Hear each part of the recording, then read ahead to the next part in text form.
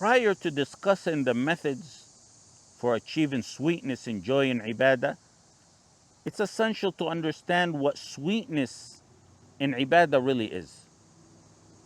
Sweetness and delight in ibadah refers to the sense of inner peace when performing ibadah. It's the heart's happiness when the Muslim performs a ibadah, any type of ibadah. Sweetness and delight in ibadah is the sensation of being energized to engage in ibadah. It's the desire and feeling to remain immersed in ibadah indefinitely. It's longing to prolong, for example, the salah, whether it's the nafil salah or fard salah or qiyam al-layl. It's the reluctance to set aside the mushaf once you start reciting it. Sweetness in ibadah is what some refer to as the Jannah of this dunya. This feeling varies from individual to individual depending on the strength or weakness of one's iman. Look at the example of Rasulullah sallallahu alayhi wasallam in ibadah. Hudayfa ibn al-Yaman radiallahu anhu related that the Messenger sallallahu alayhi wasallam recited Surah Al-Baqarah, then Surah An-Nisa, then Surah Ali Imran in one rak'ah. And it wasn't speed reading, because the hadith actually specifies that he recited those verses unhurried. On top of reciting those verses and those surah and those ajza with contemplation, on top of all that, whenever he passed verses that referred to the glory of Allah subhanahu wa ta'ala, he glorified him. If he recited verses about how Allah subhanahu wa ta'ala is to be begged, he would beg him. When he recited verses dealing with the protection from Allah subhanahu wa ta'ala, he sought Allah subhanahu wa ta'ala's protection. And it wasn't a random night in the Messenger sallallahu alaihi wasallam's life that he did so. It was a consistent habit throughout his life sallallahu alaihi wasallam, because there's other narrations like that which is narrated by Ibn Mas'ud radiallahu anhu. Look at the Salaf, the remarkable accounts of the Salaf, and their acts of worship are extensive. It's inspiring to read about their unwavering commitment to Salah, for example, and the countless long nights that they devoted standing in Salah, along with the performance of the various other ibadat. Mu'adh radiallahu anhu cried on his deathbed. He expressed sorrow on his deathbed. And that sorrow wasn't about leaving his family or wealth or any dunya matter. He was crying on his deathbed because he was going to miss standing in salah during the cold nights. Because he's going to miss being thirsty from fasting during the hot days. You have to feel the sweetness of ibadah to say something like that in such a predicament. There's similar narrations by Abu Darda and Ibn Umar and others radiallahu anhum ajma'in. Their ability to endure hardships and the long nights that they spent in ibadah shows that there was something deep within them that motivated them to engage in ibadah without feeling tired or getting bored. Al-Fudayl ibn Iyad used to say, when the sun sets, I feel happy, because the darkness gives me a chance to be alone with Allah subhanahu wa ta'ala.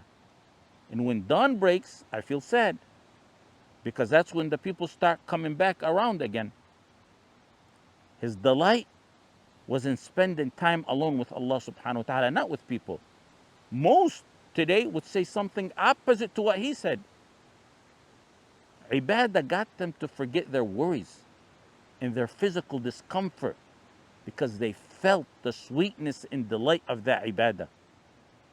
The Messenger sallallahu alaihi wasallam and the men he raised, they found such joy in their ibadah that it kept them from noticing the pain in their feet, even when they became swollen from the strain of standing for so long in ibadah. They felt comfort in being alone with Allah subhanahu wa ta'ala, and happiness in ibadah that can't be compared to any worldly pleasure or desire. Ibadah brought them a sense of peace and a calm heart. They felt that way because that's the way the Messenger sallallahu alaihi wasallam raised them. Nowadays, Muslims are encouraged to perform ibadat. Parents, for example, motivate their children to perform ibadat. They emphasize the importance of performing the ibadat, and they emphasize the seriousness of neglecting the ibadat. However, they often overlook the necessity of teaching them how to experience the joy and sweetness of those ibadat. Many Muslims today perform salah like the pecking of a rooster without feeling any joy or delight in that salah. Some are eager to complete the salah before it actually begins. A lot of people fast or perform the other various ibadat like qiyam without feeling its sweetness and without feeling connected to it, without having a bond with it. The Messenger sallallahu alaihi wasallam didn't raise his Sahaba like that. He guided them to establish a connection between the ibadat and the heart prior to the commencement of the physical actions of the ibadat. This is a crucial element that we're missing out on today. When the Messenger sallallahu alaihi wasallam told Bilal to make iqamah for salah, he didn't just say get up and make iqamah. He was instructing him on concepts that went much deeper than the physical salah itself. Ya Bilal, aqim as-salah. Arihna biha. Sunan Abu Dawood. The Messenger sallallahu alaihi wasallam told Bilal, get up and perform iqamah and give us comfort by it. Give us comfort by it. Arihna biha. Salah is comfort. He was teaching them that salah should be a comfort zone. That's the sweetness and delight of ibadah. Salah and ibadah aren't just about the physical movements and the words we utter. He said, Arihna biha. Ibadat should also bring peace and comfort to our hearts. They should ease our worries and bring happiness to our souls. That's why when anything distresses a Muslim, he should find his relief in salah and in the other various ibadat. That's the sweetness of ibadah that we seek to attain. To further deepen this meaning in the hearts of the Sahaba, the Prophet ﷺ instructed them in many various ways. For example, he said, أَقْرَبُ مَا يَكُونُ الْعَبْدُ مِنْ رَبِّهِ وَهُوَ سَاجِدٌ. Sahih Muslim, he said, the nearest a servant is to his Lord is when he's prostrated. Contemplating that attains one delight in his ibadah. Some strictly adhere to every single tiny sunnah of the salah. That's great. That's how it should be. But then they might miss out on truly experiencing the sweetness of the salah. The same goes for siyam and the other ibadat. It's important to teach how to attain the sweetness of the ibadat, like salah, just as thoroughly as we teach the physical and verbal aspects of those ibadat. Feeling the sweetness of the ibadah impacts more than just the act of the ibadah itself.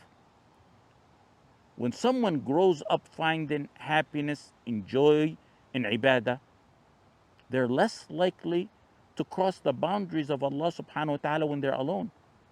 If the shaitan tries to tempt them, they quickly remember Allah subhanahu wa ta'ala and regain their iman.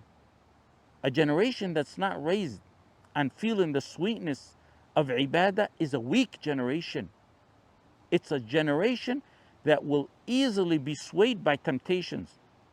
It's a struggling generation that will get dragged into this materialistic dunya.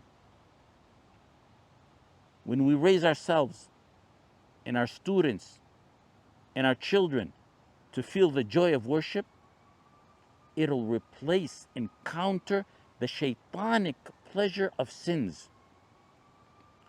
A sin may appear to be pleasurable to some. The shaitan and the nafs can create an illusion of enjoyment around sinful acts. A heart that's spiritually troubled may even find some thrill in some of the sins. But when you experience the sweetness of the ibadah, when you bow down in salah and feel the closeness to Allah subhanahu wa ta'ala, when you understand Allah's love and kindness, when you realize His generosity and mercy, when you grasp all of this, your heart feels the pleasure and sweetness in ibadah, and that increases one's iman. Now, the consequence of that is that when there's a sinful thought, when the enticing whisper of temptation arises in your mind, or if the opportunity to sin presents itself, you quickly turn to the various types of ibadat. Why? Because now, with that proper spiritual upbringing,